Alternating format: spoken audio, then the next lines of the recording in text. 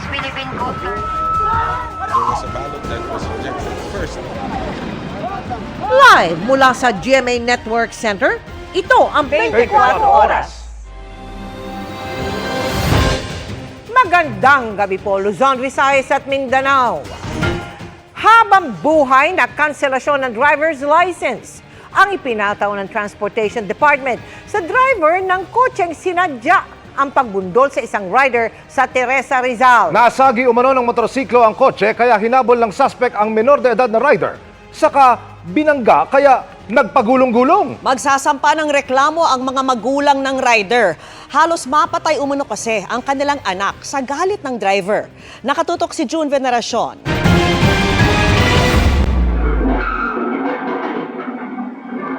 Halos araruhin na ng kotseng yan ng isang motorsiklo sa Barangay Poblasyon sa Teresa Rizal sa kuhang ito ng CCTV kahapon ng umaga.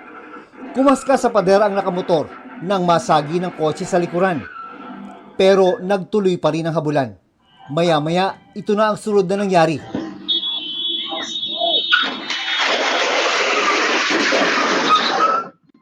Ang rider na isa palang estudyante at nakauniforme pa. Gumulong-gulong sa kalsada at nakatayo kalaunan. Pero hindi pa tapos sa kanya ang galit na driver ng kotse. Tatakbo. Huwag ka tatakbo, hindi pasensya lang. Huwag ka tatakbo. Bakit tumatakbo ka pa? Bakit tumatakbo ka pa? Nakasagi ka na, di ba tumatakbo ka pa? Nung unay, nagsusumbong pa ang driver sa mga naglabasang residente. Tumatakbo to kuya, sinagi ako. Walang lisensya, tingnan mo. Tingnan mo kuya, tinatakbuhan ako. Pero nabahala ang mga residente sa ginawa ng driver na kanilang kinumpronta. Hindi dapat yung pabinangga kahit ginanong kayo. Hindi pa. Yung pabinangga. Dapat ilarangan nyo na lang. Hinahabol ko nga po siya. Ay, nahabol ka nga rin namin. May mga bata rin dito, di ba? Napatay mo. Bahay ka. Pagbahay ka. Pagbilis na takbo mo na Ang kotse mo. Alam ko na Umiingit pa nga gulong itong kotse mo eh. Grabe ka. Sinahan ko po siya, tinakbuhan po ako. Grabe ka talaga. Isa si Maricel sa mga nakasaksi sa insidente. Awa ang kanyang naramdaman sa sinapit ng 15 anyos na rider na papasok daw sana sa eskwela. Malayo pa po ako, kitang-kita ko na po yung pagbundol nung kotse dun sa motor na bata. Sira po yung kanyang uniform hanggang dito po. Galos. Opo, dito, tas may konti po sa gantua. Base sa investigasyon ng Teresa Rizal Municipal Police Station, unang nasagi umano ng motorsiklo ang kotse, pero hindi ito huminto kaya nagkahabulan. Matapos ang insidente, lumagda sa kasunduan ng ama ng biktima at ang driver ng kotse na sasagutin nito ang lahat ng gastos sa pagpapagamot at sira ng motorsiklo. Pero nang mapanood ng mabuti ng mga magulang ng bata ang viral video, nagpasya silang kasuhan ng driver. Ngayong araw ay nagpunta sila sa Public Attorney's Office para humingi ng legal assistance. Hindi katanggap-tanggap yung ginawa. Kasi papatay niya yung bata eh. Di paano ko natuluyan? Pasensyahan tayo. Ikaw may kasalanan nito. Gagawin ko lang nararapat. Pagdusahan mo kung ano yung katarantaduhan ginawa mo sa anak ko. Pagkatapos lumapit sa Public Attorney's Office ay agad na bumalik dito sa Teresa Municipal Police Station ang mga magulang ng biktima para humingi naman ng tulong sa pagsasampa ng reklamo. At sa mga sandaling ito nga ay hinihahanda na ng mga pulis ang reklamong attempted murder laban sa suspect. Harapin mo lahat ng konsekwensya sa pinagagawa mo. Hindi biro ginawa mo sa anak ko. Papatay ka ng tao dahil sa konting gasgas na yun. Napaka-demonyo niya po, sir. Nakaharap ng GMA Integrated News ang driver pero tumanggi siyang magbigay ng pahayag.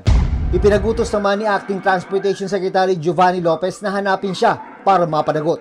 Pinagutos ko na po sa LTO na hanapin yung driver na yan, kanselehin ang kanyang lisensya habang buhay. Yung driver na po yan, wala pong karapatan magmaneho yan sa kalsada. Ang dapat po dyan ay talaga sampahan ng kaso at talagang makulong. Napakasalbahe po eh. Para sa GMA Integrated News, June Veneracion, nakatutok, 24 Oras. Babala mga kapuso, sensitibo po ang sunod naming iuulat. Nahuli camp ang malapitang pamamaril sa isang lalaki sa Tondo sa Maynila. Ang mitya, away umano sa teritoryo sa ilang iligal na gawain. Nakatutok si Nico Wahe.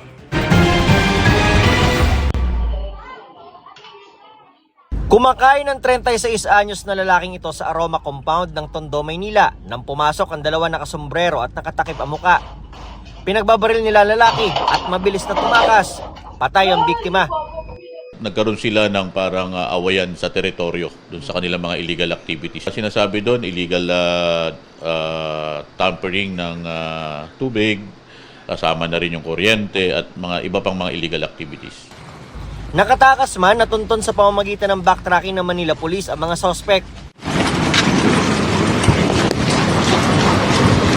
Pinasok nila ang iskinitang ito sa loob pa rin ng Aroma Compound at inaresto sa isang bahay ang isa sa tatlong suspect. Hindi humarap sa kamera pero itinanggi niya ang krimen. Ayon sa Manila Police, kilala na rin nila ang dalawa pa niyang kasama. Yung dalawang kasabwat niya, yung isang lookout at yung isa pa, na kasamahan din na pumasok doon sa residente o bahay nitong biktima natin at large. Pero ganun pa man, na-identify ito at kasama ito dito sa naisampang kaso sa kanila. Ito nga yung murder by shooting. Sinusubukan pa namin kunan ng pahayag ang pamilya ng biktima. Para sa GMA Integrated News, Nico Wahe, nakatutok 24 oras.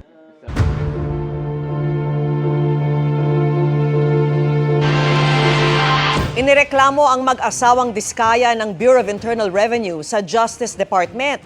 Kaugnay yan ng mahigit 7 bilyong pisong halaga ng buwis na hindi umano nila binayaran. Nakatutok si Salima Refran.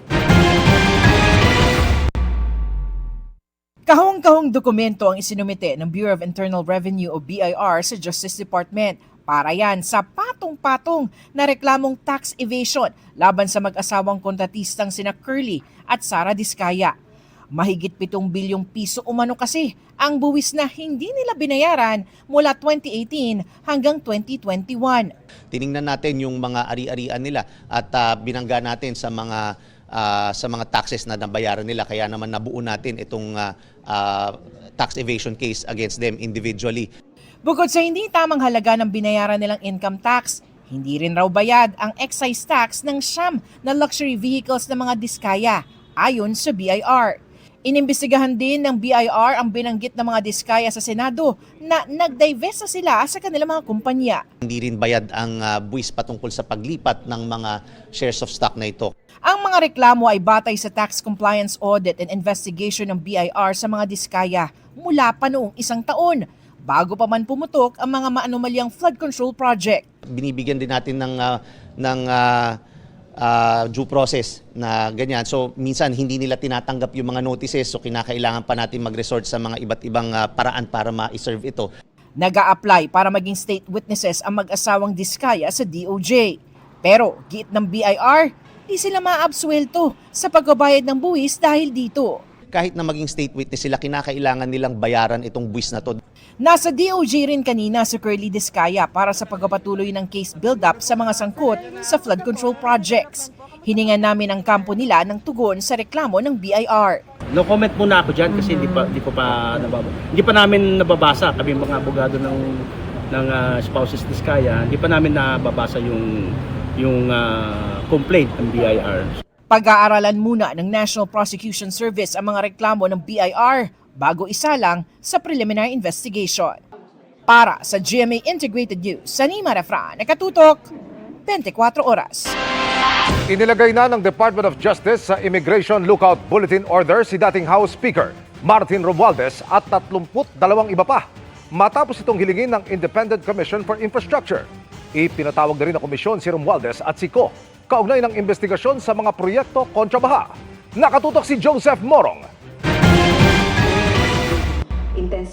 Sina dating House Speaker Martin Romualdez at dating Congressman Saldi Co ang susunod na isasalang ng Independent Commission for Infrastructure o ICI kaugnay sa kanilang investigasyon sa mga manumalyang flood control projects. Ang dalawa ay parehong idinadawit sa kontrobersiya sa ilang testimonya sa mga naunang pagdinig sa Senado at Kamara at inakusahang tumanggap umano ng mali-malitang basura o kickback mula sa proyekto. Nagpadala na ng sabina ang ICI kay Ko pero dahil nasa labas ito ng bansa sa ngayon, idinaan ang sabina sa House Secretary General. Hinihingi ng ICI kay Ko ang mga kontrata, record at report ng mga proyekto ng gobyerno, mga accounting form at mga dokumento tulad ng vouchers at resibo na may kaugnayan sa mga kontratang ito at mga incorporation at mga registration document nung panahong pinamunuan niya ang makapangyarihang House Appropriations Committee. This is with regard to his personal knowledge from the time he joined the Committee on Appropriations of the National Budget Insertions and his involvement in DPWH flood control projects. Imbitasyon naman ang ipinadala kay Romualdez at hindi sabina. The invitation, just for, in a way, a courtesy to an incumbent congressperson. Testify, among others, on the national budget insertions and involvement in DPWH flood control projects from the time he became Speaker of the House. Parehong sa October 14, pinatatawag ang dalawa. Sabi ni Romualdez, natanggap na niya ang kanyang imbitasyon at handa raw siyang humarap sa ICI. Pero pwede bang hindi nila siputin ng ICI? Walang contempt power o kapangyarihan na makapagparusa ang ICI sa mga hindi sisipot sa kanilang mga investigasyon. Pero ayon kay ICI Executive Director Attorney Brian Hosaka, sa Regional Trial Court sila pwedeng humingi ng contempt order. Well, it depends on them, no? But as far as we're concerned, we're inviting them to shed light because this is our mandate. Our mandate is to get as much information as we can. We have to go to follow proper procedure, which is going to the courts and probably file or petition for indirect contempt. Humiling na rin ang ICI sa Department of Justice na ilagay sa Immigration Lookout Bulletin Order o ILBO si Romualdez at mahigit 30 politiko at individual na idinadawit rin sa flood control controversy. Kabilang na riyan sina Senador Francis Chisa Escudero at umano'y campaign donor nitong si Maynard Ngu, Senador Jinggoy Estrada, Senador Joel Villanueva at mga dating Senador Bong Revilla at Maria Lourdes Nancy Binay at umano'y staff niya na si Carlin Villa. Gayon din si Commission on Audit Commissioner Mario Lipana at asawang si Marilu at si dating Education Undersecretary Traigiv Olayvar. Kasama rin sina Congressman Roman Romulo, James Ang, Patrick Michael Vargas, Arjo Ataide, Nicanor Briones, Marcelino Chodoro, Eliandro Jesus Madrona, Benjamin Agarao, Lodi Tariela, Reynante Argancia, Chodorico Jaresco Jr., Antonieta Yudela, Dean Asistio, Marivic Copilar at mga dating Congressman Marvin Rillo, Florida Robes at Gabriel Bem Noel. Gayon din ang 4 na DPWH District Engineer. Sa pamamagitan ng ILBO, mamomonitor kung lalabas ng bansa ang mga nabanggit pero hindi sila mapipigilang makaalis. The timely issuance of an ILBO or an Immigration Lookout Bulletin Order is of utmost necessity to enable the Commission to proceed without delay and to hold those liable accountable to the Filipino people. Nauna nang inilagay sa ILBO si Ko, pero sabi ni Navotas Representative Toby Chanco, mas mabuti na suspindi na ang passport ni Ko para masigurong babalik pa ito sa bansa. Humingi naman ng meeting ang ICI kay Budget Secretary Amena Pangandaman para ipaliwanag ang proseso ng pagbabudget sa komisyon. Nakipagpulong naman si bagong talagang ICI Special Advisor at Investigator at dating Philippine National Police Chief General Rodolfo Azurin sa ICI. Si Azurin ang pumalit kay Baguio City Mayor Benjamin Magalong. Bukas ay inaasahang manunumpa sa kanyang posisyon si Azurin. Kasi 10 years na na malawak. So how do we divide yung para dahil hindi dapat magtagal ito, dapat mabilis yung transition so that the people will not feel impatient. Nanindigan naman ng ICI na hindi isa publiko ang mga pagdinig. Ayaw daw nilang magamit at magdulot pa ng kalituhan sa publiko. We're trying to prevent the commission from being weaponized by any individuals. No, we don't even know if the statements there are true or probably said to confuse the commission and even the public. So we have to be careful with that. Kailangan mag-ingat kami. Sa DOJ, nagsumit na ng kanilang karagdagang umano'y tell-all affidavit sina dating DPWH Assistant District Engineers Bryce Hernandez at JP Mendoza laman ang lahat ng kanilang nalalaman sa anomalya. Dumating din si dating Bulacan 1st District Engineer Henry Alcantara sa DOJ. Para sa GMA Integrated News, Joseph Morong, nakatutok 24 oras. Kinumpirma naman ng Bureau of Immigration na natanggap na nila ang inilabas na Immigration Lookout Bulletin Order ng DOJ. Kaugnay naman ng bumigay na tulay sa Cagayan, hindi lang simpleng overloading ang sinisilip ng DPWH. Ang sabi nito, kulang din sa maintenance at kinakalawang na ang Pigatan Bridge, kaya dapat may managot. Nakatutok si Jasmine Gabriel Galban ng GMA Regional TV. Jasmine? Mel, dumating na yung mga heavy equipment na gagamitin para sa konstruksyon o paggawa ng Detour Bridge dito sa Alcala, Cagayan. Batay sa nakita ni Public Works Secretary Vince Dizon nang inspeksyonin ang Pigatan Bridge sa Alcala, Cagayan, posible daw na hindi lang overloading ang dahilan kung bakit bumagsak ang tulay. Kung makikita nyo, maraming mga dugtungan, medyo kalawang na. At dahil dyan, talagang yung bakal na yan, pagka talagang mabigat, yan nga ang kumakapit dun sa buong bridge. 1980 pa itinayo ang Pigatan Bridge at mula noon, minsan lang isinailalim sa retrofitting. Ayon kay Dizon, may pagkukulang sa maintenance ng tulay at dapat daw may managot dito. Since 1980, nung natayo siya, ang unang retrofit ay 2016 lang. No, sinabi sa akin ni RD, no? At nakita ko yung budget nung 2016, 11.7 million lang. Ang liit nun. So sabi ko nga, saan napunta yun? No? Ako mismo, gobernador ng Cagayan, ay may responsibilidad dito bilang tatay ng Cagayan. Responsibilidad ko, sana nakita ko yan na kailangan na ng repair. Bumagsak ang tulay matapos sabay-sabay dumaan ang ilang kargadong truck na lagpas umano sa weight limit.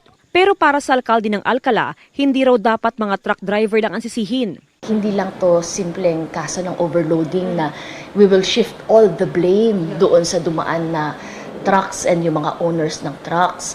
Considering na unang-una, itong bridge na ito, ang Pigatan ay nasa Maharlika National Highway, which is the main highway. Kung hindi dito sa bridge na ito at sa kasadaanan ng Maharlika National Highway, saan dadaan? Overloaded sila eh. 'Di ba? So titingnan natin lahat. No, lahat 'yan. Hindi kang isa ang may kasalanan dito, maraming may kasalanan dito. Pero again, uunahin natin yung solusyon. Ayon kay Dizon, sa ngayon gagawa raw ng Detour Bridge sa tabi ng bumagsak na tulay. Di tulad sa Pigatan na hanggang 18 tons lang ang capacity, gagawin daw hanggang 40 tons ang itatayong Detour Bridge. Simula bukas ay sisimulan na ang konstruksyon ng detour dito sa Barangay Pigatan sa bayan ng Alcala. At ayon sa DPWH, posibleng tumagal daw ng halos 2 buwan bago matapos ang detour at pwede nang madaanan ng lahat ng uri ng mga sasakyan. Para maiwasang maulit ang nangyari sa Alcala, minomonitor ngayon ang 4 pang lumang tulay sa Cagayan. Magpapatupad ng traffic plan upang hindi sabay-sabay ang pagdaan ng mga mabibigat na sasakyan sa tulay. Plano rin ng DPWH na gumawa ng kaparehong Detour Bridge sa mga ito. Kinausap na rin ni Dizon ang sekretary ng DOTR sa posibilidad na isakay sa barge mula Port Irene ang mga produktong palay at mais na ibabiyahe sa Central Luzon.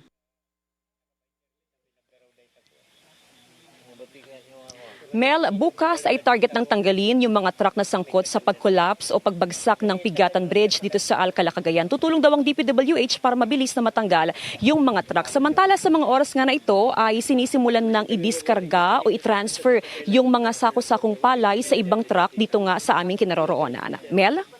Maraming salamat sa iyo, Jasmine Gabriel Galban ng GMA Regional TV. Happy Wednesday, chikahan mga kapuso! Buhay na buhay ang mga pelikulang Pilipino kabilang ang mga tumatalakay sa iba't ibang issue ng lipunan. At syempre, bumibida dyan ang ilang kapuso star. Makichika kay Aubrey Carampel. Upcoming again, it will be... Full of gratitude si Asia's multimedia star Alden Richards dahil ang kanyang directorial debut film na Out of Order, nag-#1 trending movie in the Philippines sa online streaming platform na Netflix. Fully appearing for the state. How do you plead? Not guilty, Your Honor. Very proud si Alden sa movie na tumatalakay sa paghahanap ng katotohanan at hustisya. Bukod sa siya rin ang direktor, siya rin ang bumida at nag-produce nito. This just fuels me to do more films as a director. And maraming salamat po kasi parang, of course, to all my supporters and to everyone who believes in me, sana I did not fail you with this. Pinag-iisipan na raw ni Alden ang gagawing next movie. Sa November, kalahok din ang Out of Order sa Jagran Film Festival sa India. Uwi na ako. Bye-bye. Bida naman si Sparkle star Clea Pineda sa Cinemalaya 2025 entry na Open Endings. Sa gala screening, sinabi ng cast na umaasa silang magpapalaganap pa ng awareness ang pelikula tungkol sa iba't ibang ipinaglalaban ng LGBTQIA+ community.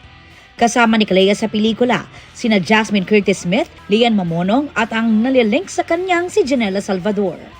Na kahit konti lang yung oras na pagsasama namin, ang galing kasi friends agad kami. Actually, right after audition, right after chemistry test. Chemistry test! Doon na namin na-feel na, may chemistry kami apat.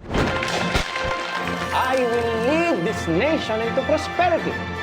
Bumalik sa nakaraan para mas maunawaan ang kasalukuyan. Isa lang daw ito sa goal ng pelikulang Quezon na tungkol sa buhay ng bayani at dating Pangulo ng Pilipinas na si Manuel L. Quezon. Historical film man, very relevant pa rin daw ang pelikula lalo na sa nangyayari ngayon sa ating bansa. Kasama sa cast ang Sparkle stars na sina Benjamin Alves na gaganap bilang Young Quezon at si Therese Malvar as young filmmaker na si Nadia Hernando. May blueprint ng isang bayani. Meron tayong mga criteria na sana makita nyo sa pelikula na to na magagamit natin lahat. And the next time we get the privilege and the right to choose our leaders. Ano ba yung dapat nilang gawin para sa atin? Hindi lang yung sapat na ginagawa nila. Kailangan they have to really serve and go above and beyond. And hopefully they see it here in this movie. Napaka-important at relevant ngayon yung Quezon para talagang isipin natin, tama ba yung mga nilalagay natin sa pwesto ngayon? And yun, para maging critical voters rin tayo sa next na election. Aubrey Carampel, updated sa showbiz happening.